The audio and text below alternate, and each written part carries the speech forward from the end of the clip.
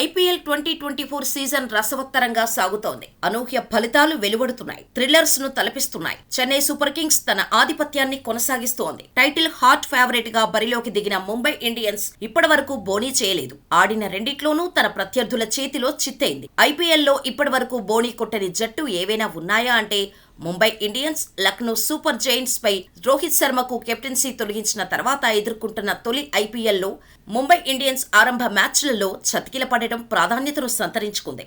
ప్రస్తుత కెప్టెన్ హార్దిక్ పాండ్యా శక్తి సామర్థ్యాలపై అనుమానాలు వ్యక్తమవుతున్నాయి. ఇకపై ప్రతి మ్యాచ్ను గెలిపించితే కానీ అవి తొలగిపోయేలా లేవు.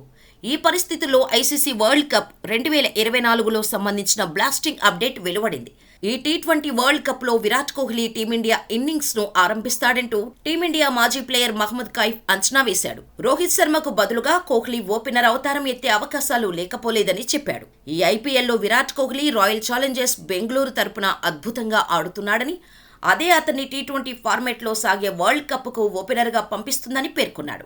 టీ20 ఇంటర్నేషనల్స్ లో ప్రస్తుతం ఓపెనర్లుగా ఉంటున్న రోహిత్ శర్మ, యశస్వి జైస్వాల్ లో ఒకరిని బ్యాటింగ్ లైనప్ లో కిందకు పంపి విరాట్ కోహ్లీని ఓపెనర్ గా ఆడించవచ్చని అభిప్రాయపడ్డాడు.